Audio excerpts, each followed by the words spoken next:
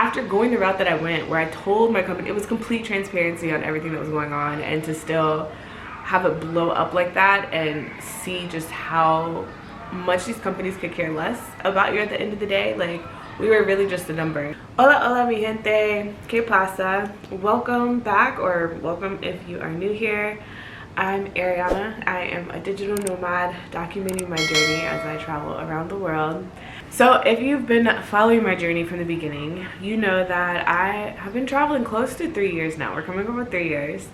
And it has been a journey. Like I said, I have no regrets, but I think if you would have asked me what I thought traveling as a nomad would be before I left,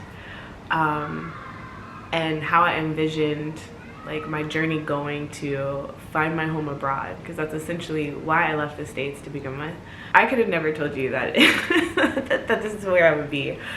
And I don't necessarily think it's a bad thing per se, but it is just very different. My journey started off leaving the States looking for somewhere to live abroad. I am a military brat, or I come from a military family, and so I grew up in different states. I was born in Louisiana, but only lived there a few months, and lived in Washington State and Colorado and Texas and North Carolina. So all around the US, and then everyone in my immediate family is also born from a different state.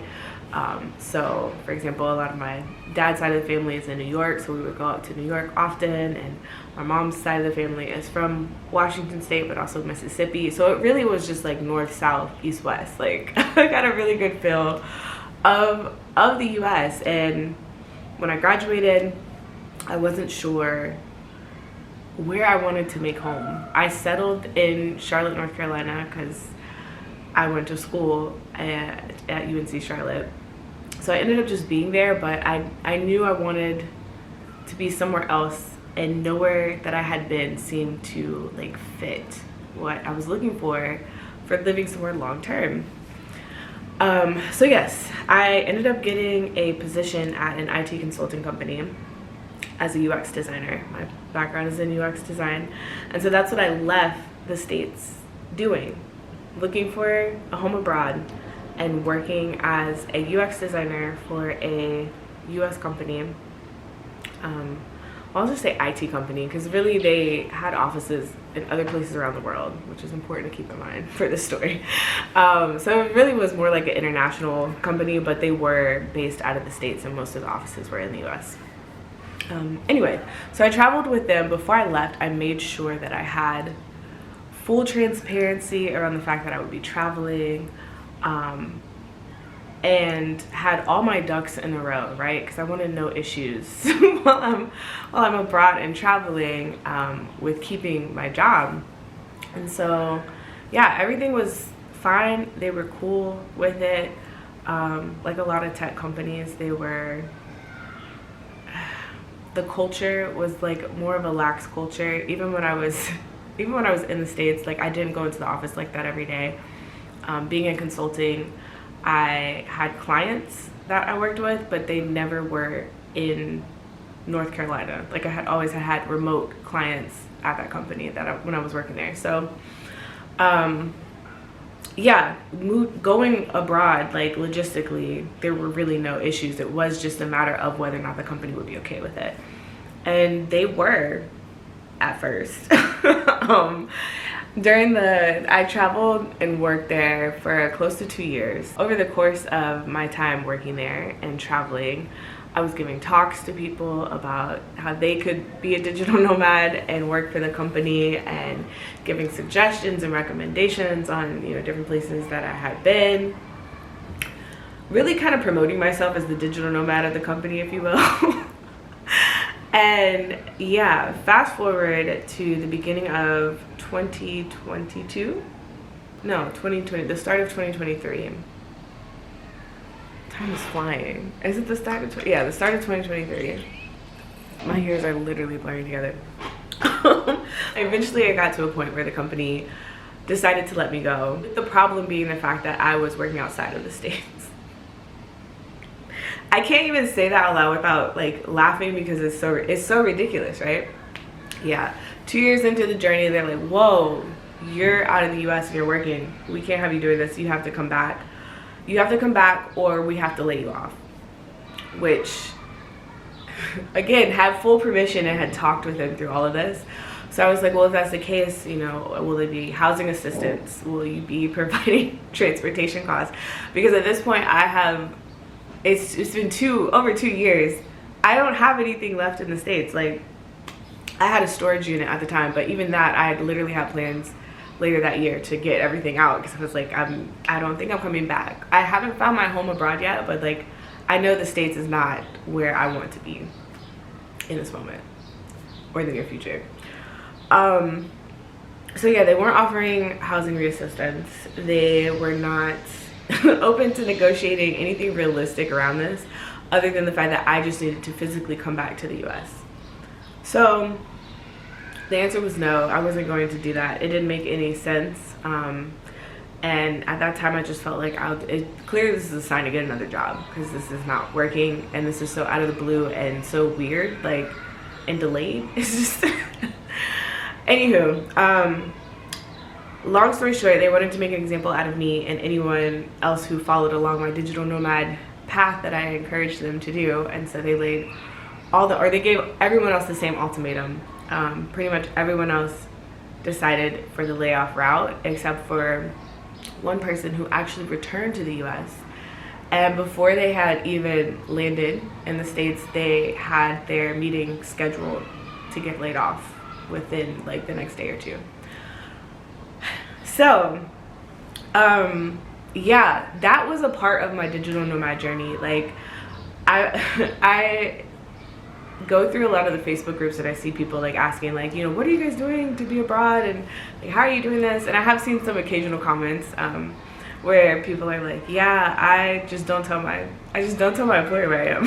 Like, and I get it now. Like, I get that point of view. I personally still wouldn't go that route either because I don't like having to cover up what I'm doing. Like, I'm a terrible liar, so I would rather just have everything out in the open and be clear so that I don't mess up and put my foot in my mouth later on. Like, it's just easier on my part to not have to worry about the stress of like lying to an employer. Like, after going the route that I went, where I told my company, it was complete transparency on everything that was going on, and to still have it blow up like that and see just how much these companies could care less about you at the end of the day. Like, we were really just a number, so it was nothing to let us go, even over something that made no logical sense. But yeah, after going through that, it changed things up for sure. Obviously, with how I saw corporations and things of that nature working for an employer, it also allowed me to kind of see how much I had been traveling, but how much of that time had been spent just on my computer or like working for this job. Even though I had left the States, taking my job with me was, I don't know, it was still kind of keeping me in that same mindset almost.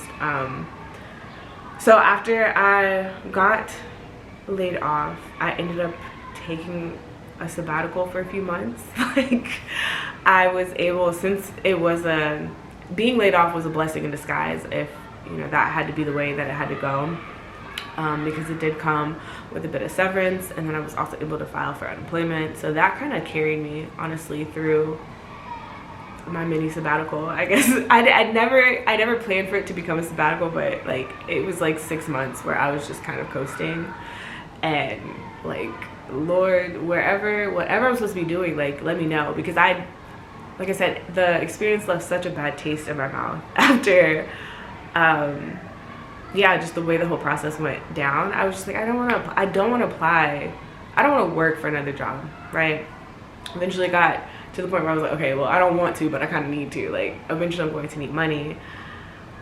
But the application process that was getting to me, I was just like, why? I have over 10 years of experience doing UX design. I'm a great UX designer. Like, I don't say that to like to like brag or like, I don't know, I'm not even trying to like flaunt or anything like that. I am a really good designer. Like, I know this. I love doing design. I love creating creating out of technology, like taking creativity and applying it to tech. And that's what I get to do while trying to like better humanity in a sense at the same time when doing UX design. So I really do enjoy it. But I just feel like the tech space,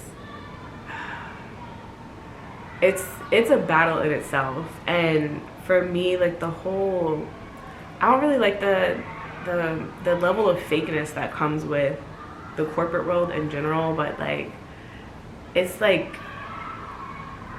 amplified through the application process, right? And then on top of that, these tech companies want you to go through all their special hoops of like proving that you're a good designer, when it's like I have a whole portfolio and a resume to show that I'm a good designer. Like, why am I answering paragraphs like I'm applying for like a college application? I don't know. I really don't like that application process.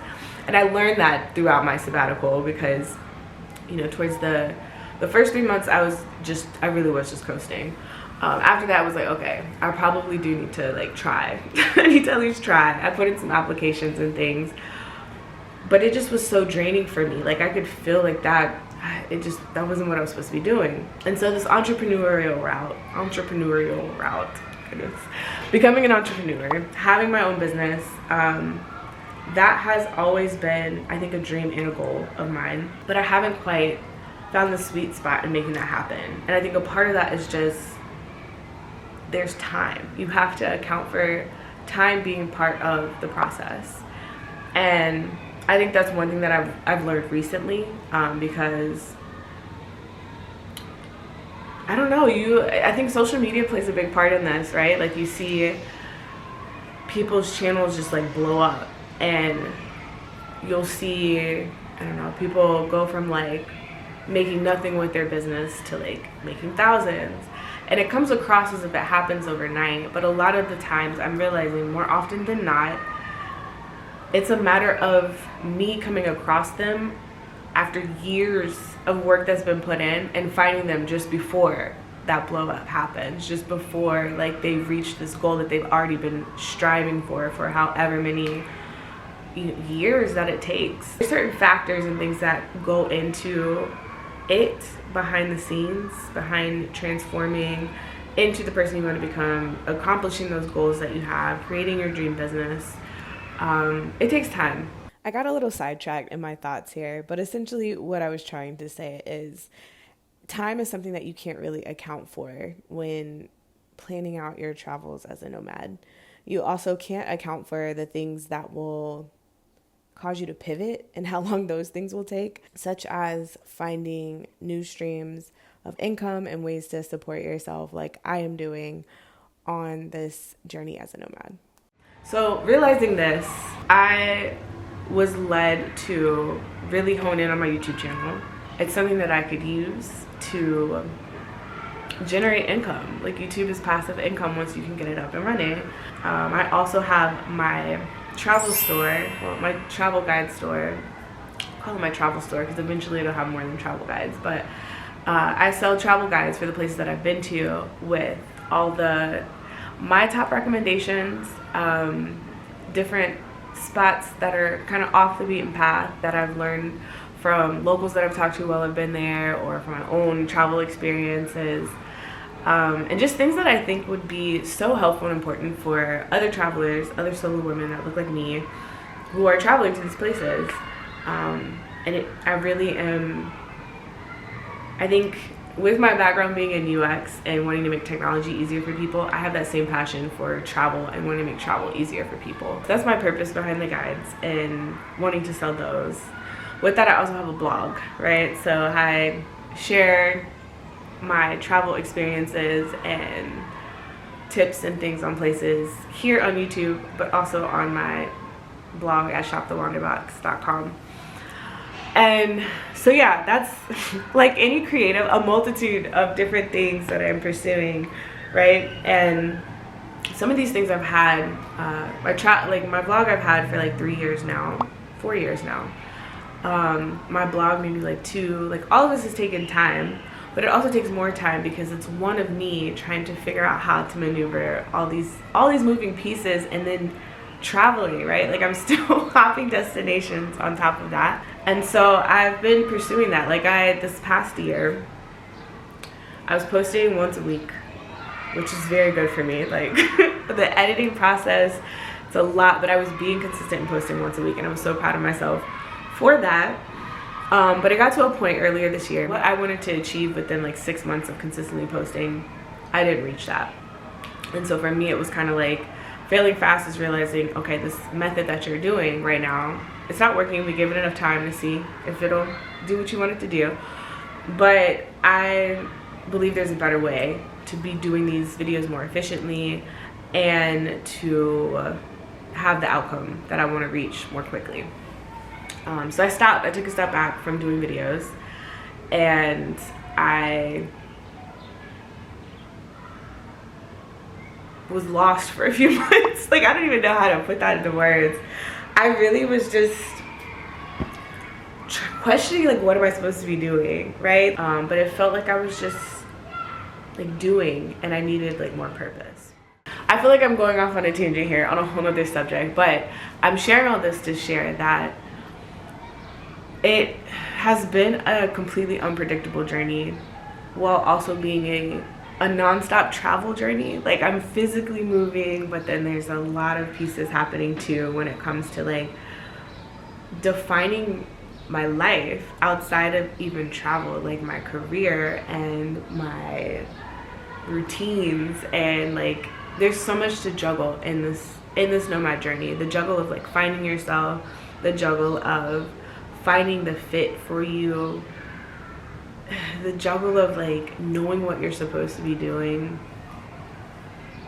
And this is the same type of journey I believe anyone could have, even if you weren't a digital nomad, right? Like it's literally the journey of life, but understanding it's a lot to juggle, I think, is the one thing I would have told myself when I started this.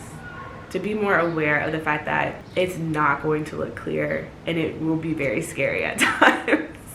You have a lot of questions, and whatever plans that you have, just plan for them not to work out in the way that you plan them to, because yeah, it's a life of surprise, which is why it's like I do love it. But understand there are moments that you will not see on social media that aren't for everybody, that really like either make you or break you, or even both. They might make you and still break you. Like there's some people who I know have done the nomad journey, and it's like, this is great, I love it, but I'm going back home. Like I have to reset. Like I need to revamp some things. And I am so blessed and fortunate that I have been able to be a nomad and continue traveling for this long, because it's like I said, I left with the job. I left with a plan. I was so close to being debt free. Like that was the thing that I was planning on celebrating the year that I got laid off, because I knew with the way that I could save and how much I was working, like I had things planned out. I could be debt free by the end of the year, including my student loans, because leaving the States has, like I said, put me in a better position, because I've been able to travel to these countries with the lower cost of living, which has helped offset some things and like put me in a good position to accomplish like financial goals that I have for myself. So yeah, like going from that and then fast forward to this year, and like I feel like I have reversed back so badly, but it's like I'm still being able to travel.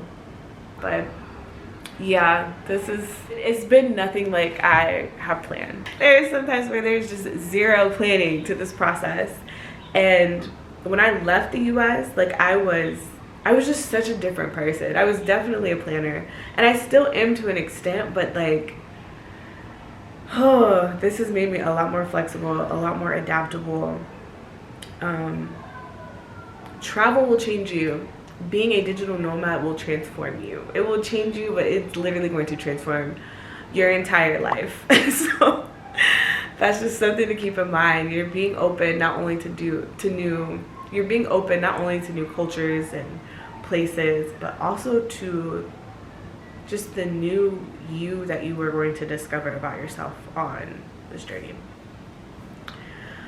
Okay, so yeah, this video has been more than long enough. That was just something I just want to get off my chest today. I want to create more videos like this where I just kind of answer questions about the lifestyle of being a digital nomad. So any questions that you guys have, anything you're curious about, if you know someone who's interested in becoming a nomad who works and journeys around the world, let me know down in the comments below. Also, be sure to like and subscribe, and please share this video. I would appreciate it greatly. And yeah, I will see you guys in the next one. Ciao.